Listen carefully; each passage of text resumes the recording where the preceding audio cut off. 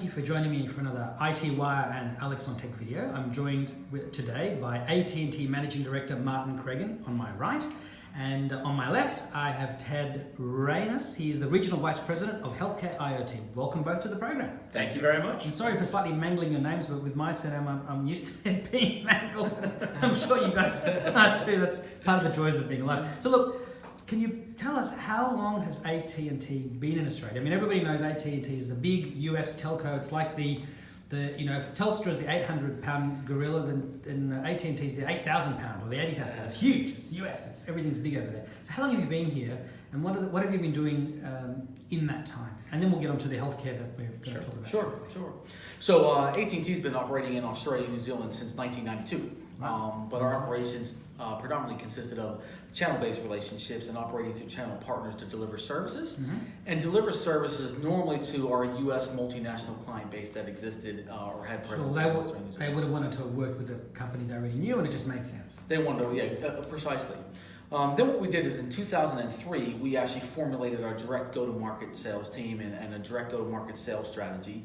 And we've been operating in Australia and New Zealand since 2003, and we've really built our presence to not only support those U.S. multinationals who want to do business here, but to also support Australian multinationals who are starting to globalize their business. So we've been operating as a direct sales team now for well over 14 years. So AT&T has been here as AT&T, but as time has gone by, you've branched into other things, and one of those things is healthcare.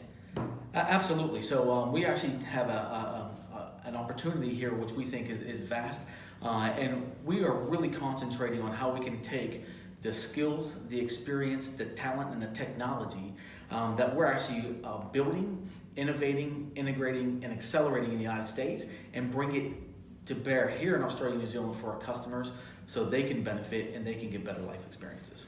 So obviously you're not opening any GP clinics or hospitals. So when you say that you're in the healthcare business, who are your partners locally and internationally that you're working with, and what's the end service that a customer will come to you and say, this is what I need your help in doing? So our partner ecosystem is actually very vast. And locally, we're partnering with everybody from the likes of KPMG to help us from an integration point of view, through to some local providers that manufacture healthcare equipment, all the way through to folks that help us with things like connectivity and basic connectivity to make sure that we can connect any of the healthcare devices that we actually want to push or present onto the marketplace. And just to add on to Martin's comments, today, we opened this fantastic facility that is going to be a regional e-health center of excellence for AT&T. And one of the technologies that we featured here was our Internet of Things technology and how it's applicable to the healthcare space. We really feel like we're allowing advancements to take place in the US and around the world due to the better utilization of wireless Internet of Things technology and what that allows for. We talked about a lot of different use cases throughout the day today, and just one high-level one that's being deployed all over the world is advanced cardiac monitoring technology. Where previously patients would get monitored and they wouldn't find out the results of that Holter monitoring episode for weeks oftentimes.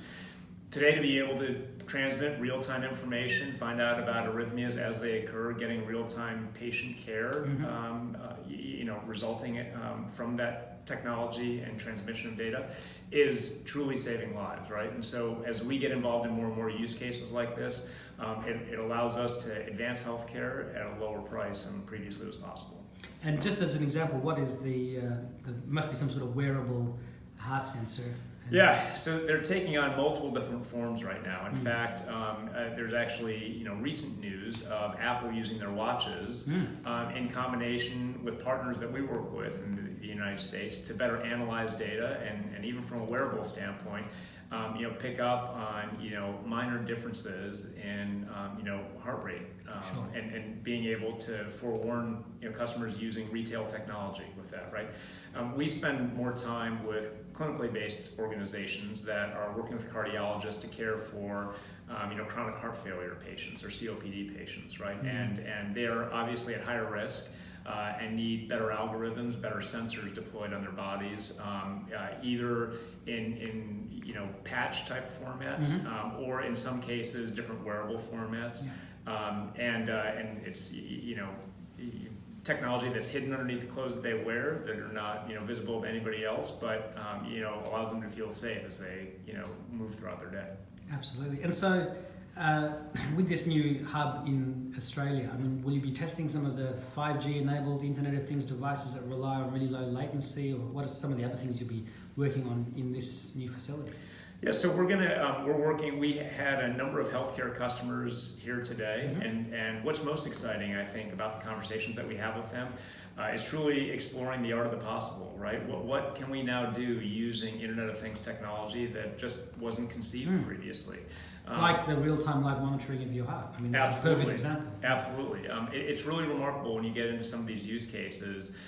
When we spent time talking about the fact that every country around the world suffers from the fact that while hospitals are world-class organizations, patients typically don't want to spend any more time in a hospital than they have to. Sure. Right? Or sometimes they're kicked out before. Absolutely, right? Yeah. So how do you best use wireless technology to monitor those patients in the comforts of their own home and be able to provide them with care when you spot an aberration that needs to be cared for, right? That allows you to, again, lower the cost of the care that you're providing, but also do it in a more efficacious environment where they're able to be in the comfort of their home and not subject to a lot of the things like infections that reside in the hospitals that you're trying to stay out of. And presumably you'd be using Australia to do some sort of trials that, on a smaller scale that you can then apply to other parts of the world. I mean, often Australia is used for that purpose. Yeah. Well, I mean, it's a perfect base for us, and because we've been operating here now for over 14 years, it's an opportunity for us to really bring to life, skills, experience, and innovation that we've actually mastered over the last number of years in the United States, and bring that to fruition here. So as Ted talked about, a lot of our customers that actually attended our launch earlier today were talking to us about real live proof of concept scenarios that we can take and basically take back to our labs or our innovation centers of excellence, which we call foundries. And the whole concept of the foundries is to ideate and innovate together so that we actually can provide or build an ecosystem of an integrated solution that we now can take to the marketplace, and it will actually have an impact on saving lives, or will have an impact on real life experiences. And that's what we're talking to our customers about. I can't name or number on my hands and feet how many times our customers have come to us and said, hey, IoT, this is really important. We know we need to do it, but we're not exactly sure what we need to do. What should we be doing? And the best things for us to do is share with them use cases, or share with them ideas that we've come across with other similar industries or similar customers that fit them. And the best way to do that is to walk them through that type of a session in one of our ideation sessions in our healthcare foundries. And is there anything you want to add to that? Well, just that to touch upon Martin's point, we've opened up, one of the things that makes AT&T very unique is that we've opened up 6 of these foundry environments that, as Martin touched upon, truly innovation laboratories that we're able to bring our customers into. What's exciting about it for those of us like Martin and I that have worked at AT&T for a number of years is that we've got access to all of this talent in terms of engineering resources, world-class facilities, mechanical capabilities that a lot of customers just don't have access to. And to be able to put them in an environment where they can take advantage of both the human and physical assets that AT&T has and bring their expertise subject to the products that they design and put out in the marketplace, that marriage is pretty spectacular in terms of unlocking potential that previously wasn't there. And so we have rolled out a number of innovations by working with our customers in these foundry environments. And because we thought that healthcare had such incredible potential, just a little over a year ago, we opened up a specific foundry for healthcare innovation in Houston, and it's in the Texas Medical Center, which is seen as the largest medical center in the world. And so access to a number of different startup players, as well as anchor tenants like AT&T and Johnson & Johnson that create this incredible ecosystem where innovation takes place, and we get exposure to these new technologies that are born out of that environment. They get to rely on some of the business expertise that we can lend to them simultaneously. So it's fantastic to be a part of. And so the idea is, how do we in Australia and New Zealand take all of that skill, experience, leadership, and innovation and bring it to not only the Australia and New Zealand market, but to the Asia Pacific market? I was going to say, this must be what you'd say would be one of the differences? I know you can't speak to what your competitors are doing, but you hear about Telstra and healthcare, and other telcos must be in healthcare too. But everything you've just said must be one of the major points of difference, this global scale, and that differentiates you from your competitors. It really does. Somebody, we were asked earlier today, what healthcare IoT products are you in the process of rolling out? And we were explaining that, we don't really approach this space with a cookie cutter set of products that we try to sell. Well, you can't. You're supposed to be innovative. Absolutely, right? To your very point, if we're trying to explore the art of the possible, it truly is about designing. You have to reach for the impossible. Yeah, exactly. To make it possible. What if you were to design on a whiteboard a perfect world? Can we actually approach with you? And those customized solutions are truly what is exciting about this space, because it's innovation that is only possible with that marriage that I talked about previously. And when you see it playing out with patients, and patients being thankful for being able to live a far more functional life as a result of the utilization of that technology, that's what becomes very rewarding about working in this space. And we're sorry, Alex, we're seeing this as individual use cases are being presented to us. So as Tad talked about, it really is building that ecosystem of partners and solution providers and innovating together to come up with a solution. If we actually talk about one specific solution that we referenced earlier today, there's an organization that came to us and was talking to us about some smart glass technology, based off the Google Glass technology. And the reason why they did it is the CEO of this company, he had a friend who was blind, and he wanted to better his life. I mean, that's what it's glasses. Get the glasses. Yeah. So that's what it's all about. He wanted to make or have a better life experience for his friend. Yeah. So he formulated a company called AIRA. AIRA. And I thought even just the name was so exciting, because the name stands for Artificial Intelligence, which is the AI, and the RA stands for the Eye of Ra, which in Egyptian mythology means the art of seeing the unseen. Right.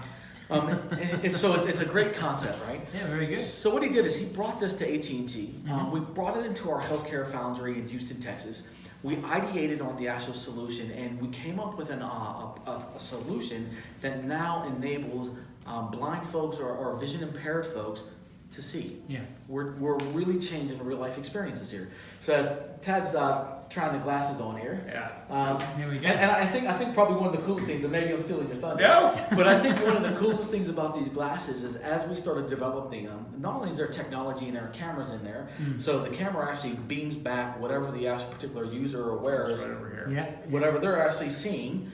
And it describes it, right? Into a call center describes it. Yeah. So a simple task such as Tad left Chicago the other day. It was freezing cold, by the way. Yeah. I So love Australia. Have I mentioned that? I love Australia. Okay, sorry, keep going. Mark. So You need the sunnies in Australia, right? So he had to bring his sunnies. He had to bring his smart glasses. But Tad left he left Chicago the other day. He jumped into an Uber. He went to the airport. He printed his boarding pass. He checked in his luggage. He went to the gate. He got on a plane, etc. None of that is possible for vision impaired or blind folks. When I say possible, it's possible, but it's Much possible more difficult. I mean, it's you have more to be difficult. someone who's done it a million times before, because you know that. Yep. Or you need airport staff on hand, or the flight staff on hand to help you or assist you throughout that process. These glasses actually give you independence. And when we talk to the folks that are using them, that's probably the number one thing that they point out. It has changed my life experience. There's a gentleman called Eric Mansour. He is a blind athlete. He has run the Boston Marathon 8 times. This past April was the first time Eric Mansour ever saw and felt the Boston Marathon. And the reason why is because he was wearing these glasses. Yep. He was wearing these smart technologies glasses, giving him visibility or vision that he never had before. And when we talk about IoT, or when we talk about healthcare, or we talk about what is AT&T doing to bring healthcare or to bring better life experience to Australia and New Zealand, this is a perfect example. Yeah, great comments from Martin. I mean, we've learned a lot, obviously, working through customers like IRA about blind and low vision populations, right? Things that largely we've been shielded from before, and the struggles they have in everyday life that we take for granted, right? Martin gave one great use case. Another one I talked about earlier today was a mom for the first time being able to read a story to her child, right? I mean, the agents that sit behind computer screens that have this camera, transmitted back to them such that they can see effectively for the blind or low vision person. On a daily basis, we get stories from them where agents are breaking down in tears because they have allowed this life change to take place where they have been blessed effectively with sight that they didn't have previously. And the use of the technology in that fashion, it's very easy to talk in platitudes about how great we are and the technology that we're putting out there, right? But when you hear about use cases like that, it really is transformational, right? We are helping companies like IRA to accomplish something that radically changes the lives of those that they work with. Look, I just have to say also, because I remember writing about it a couple of years ago, before Google got rid of glass for the first time, before reintroducing it as an enterprise product, there was a Telstra video which I wrote about and I was written about at the time, about a lady in Australia who was blind, and she was using the glasses for exactly the same purpose, with exactly the same kind of incredible sort of feedback and life-changing. So obviously great minds think alike. People are trying to find ways to make technology be our friend as opposed to our Terminator-like enemy. And it's always wonderful when something like this can make a real difference. And obviously the AI that's in these devices is going to get more and more intelligent, so that a picture paints 1,000 words, but if you can, I don't know, have neural transmission of the words or some stimulus from the glasses directly Alex, to your brain. Point, the new Foundry project that we're working on with this company now is using artificial intelligence such that blind people wearing the glasses can get pill bottle recognition. Now when they're in their bathrooms and they have 4 or 5 pill bottles in front of them, without even having an agent that they're interfacing with, the glasses themselves will be able to pick up on the different pill bottles, the dosage that they need to take, when they need to take them. That's all technology that we're working on with IRA right now that will allow them to scale that much more quickly, because obviously there's a one-to-one dependency that you have today on every agent working with each blind or low vision person using the technology. And the other thing that could also happen, I mean, presumably they've got some sort of a headphone in their ear, but there are those handheld braille readers. If somebody wants it to be completely silent, then the glasses can talk to that, and it's on your thumb or however you read it. Absolutely. And you're getting, I hear about people who are completely deaf who have the cochlear implants, and they can hear more clearly in a super crowded room, which their doctor is like jealous of. Yes, because absolutely. they don't have because they don't have the same ability. Yeah. And cochlear, what a great innovation story coming out of Australia. That alone. But it's interesting. I always get asked. Our customers ask me all the time. IoT. We know we need to do it. We know that if we don't do it, we don't play, we don't participate, we're going to get disrupted. What should I focus on? And my answer to them all the time is focus on something that's going to have either a life experience impact or a customer experience impact. Because if you can touch in either a customer experience and make that customer experience much better, the customer's going to keep coming back if you're a business. People remember how you made them feel. They don't necessarily remember what you said. Right. They remember how you feel. A customer experience is, as long as it's a good one, you've given them a good feeling. Or a life experience, right? You remember that. My kids talk to me today about, they don't talk about all the material things that they got and I didn't. But what they do talk to me about is all the experiences that we shared as a family. And so I try to talk to our customers and I try to tell them, if you're going to focus on a project, focus on a deliverable that's associated with an experience, and you will get buy-in, you will get funding, and more importantly, you'll get traction, you'll get momentum. And that's what you want. And then you get the ancillary things like lower cost, increased productivity, increased efficiencies, and so on. They come along with it, but focus in those areas and I think you'll be okay. So, and to Martin's point, what's great about these foundries that we have is that if we can start off with some sort of an agenda for, hey, what are we going to try to work on today? What kind of product would you like to bring about, right? And then we're able to get them either, in a room in our Houston healthcare foundry or even in a virtual room, like the telepresence setup that we have here in Australia, right, to bring, bridge the distance. What's cool is that you really start the session with that outline and a big whiteboard. And then you spend the first hour or so saying, brainstorming. What if, right? What if? What in a perfect world, what would you love to have, right? And the use cases expand dramatically when you get a bunch of smart people in the same room, building off of each other's ideas. Passionate. Yeah, hey, we just talked the other day, it'd be cool if we had this. What if we could get this kind of insight? What, we didn't have this. That just totally blows up a use case and allows us to do things like, another use case that we talked about today is this company Promobile that we work with, right? Promobile is pretty fantastic because they came to us. It's a high-end wheelchair manufacturer out of Sweden, right? And what was neat was the original use case they came to us with was they needed to have real-time location of all of their wheelchairs. When somebody that is wheelchair bound has a breakdown, obviously, to a degree, it's a life and death situation, you're gonna be right? stuck, yeah. They need help immediately. Well, the Promobile folks were finding that it was problematic because they weren't getting great direction from the patients in the wheelchairs, right? I'm in North Sydney, and I'm, like in the middle of Walker Street, right? That's really difficult, right? To try and... You need a GPS location exactly, or right? some sort of location that's bouncing off beacons to give you accurate. Precisely, especially right? in cities where... So we said, absolutely, we can give GPS information in a heartbeat. We can help you there. We said, that's easy. What else would you like to have? Well, the original use case was all they were looking to solve for, right? But when the what if is asked, then people start to get creative, right? And that's when it gets cool. And they said, well, when we did deploy somebody, it'd be great to know what was wrong with the wheelchair, because they got to bring every tool in the van, That's right. and they got to know how to address any problem they find. So if we could just send a technician that could solve that specific problem with the right tools for it, our speed of response would be dramatically increased. And we're like, yeah, we can give you diagnostics information on the wheelchair. Well, that's really cool. And they said, well, then could you put sensors in the wheelchair so that we could find out, whether those patients that were sitting in the wheelchair were actually experiencing bed sores because they were in them for such a long period of time, and they were getting proper lumbar support so that they were not subject to other difficulties. Yeah, we can give you sensors in the wheelchair. How about sensors, for the tire cushion or the seat cushion? Yeah, we can do that. How about for the tire pressure? Yeah, we can do that too. Can you visualize all this in a user interface for both the Promobile staff as well as for the loved ones of the people that are in the wheelchair? Yeah. So this use case just totally blew up, and Promobile is now rolling out these wheelchairs that they truly believe are going to revolutionize the marketplace. Because in their opinion, why would anybody buy a wheelchair for their loved ones That didn't have all wasn't this. smart? Yeah, right? it's the ultimate ultra-connected, intelligent wheelchair. Absolutely. With Alexa built in or something. Yeah. And I think probably the best part of that example was when Ted talks about the fact that through that diagnostics, we can actually find out, is the battery fully charged? Yeah.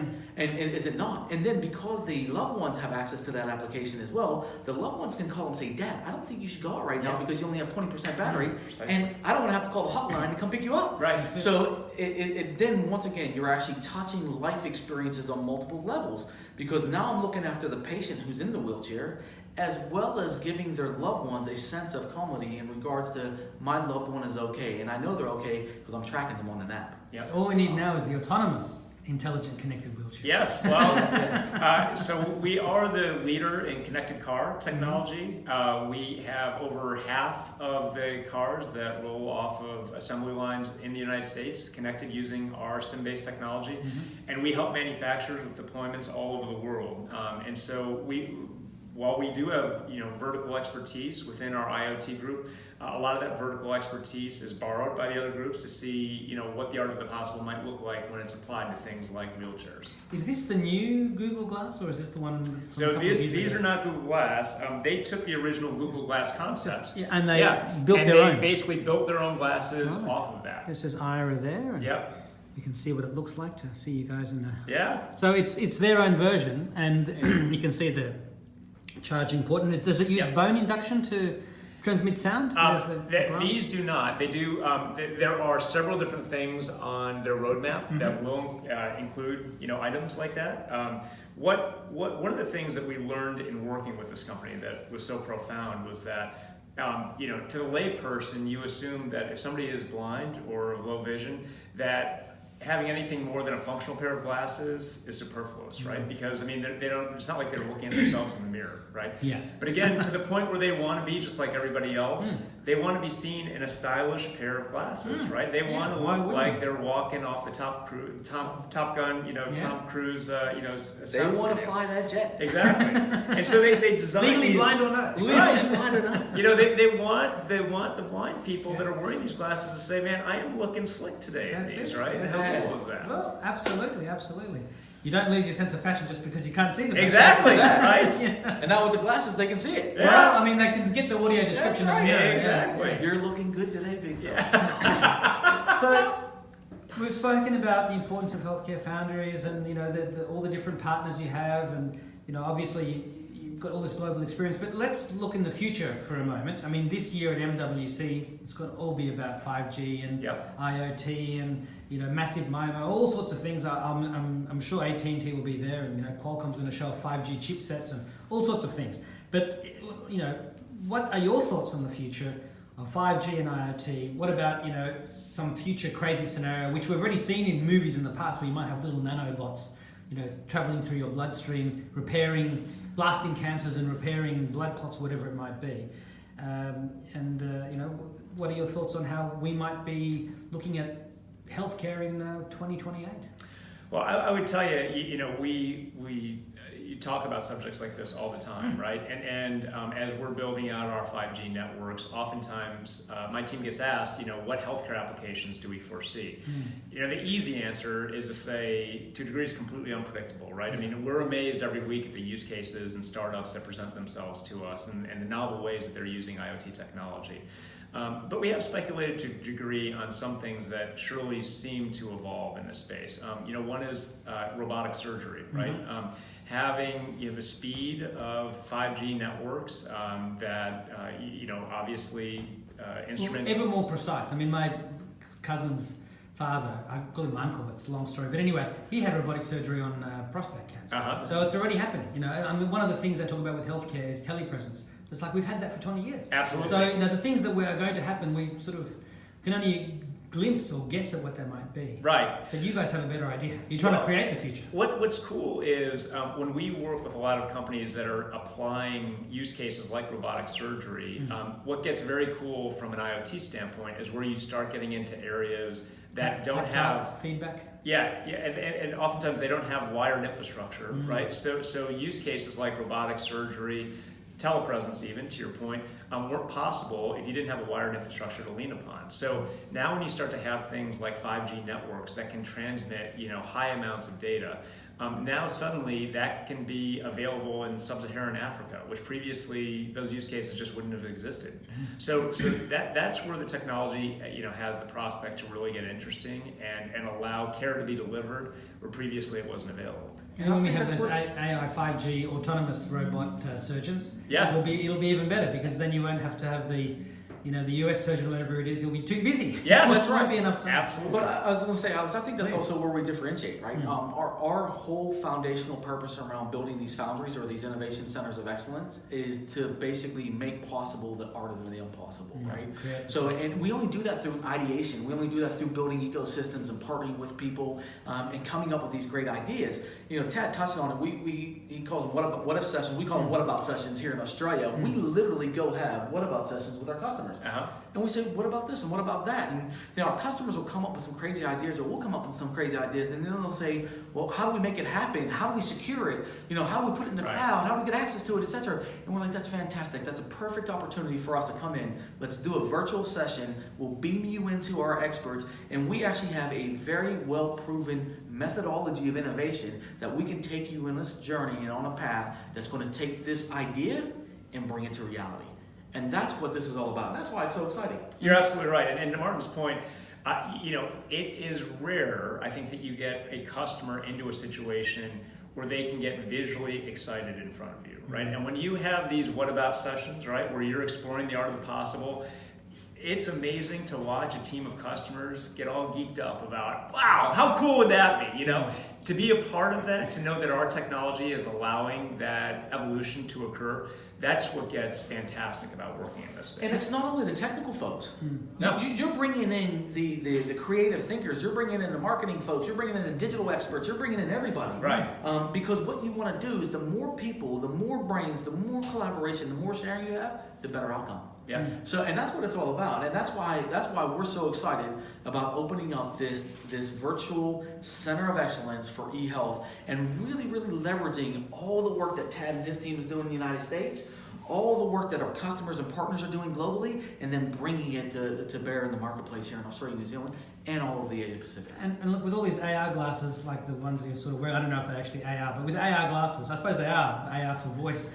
But with AR glasses, and with all the Crocodile Dundee stuff at the Super Bowl, and with all the what about stuff, you could have what about walkabout sessions. Yeah.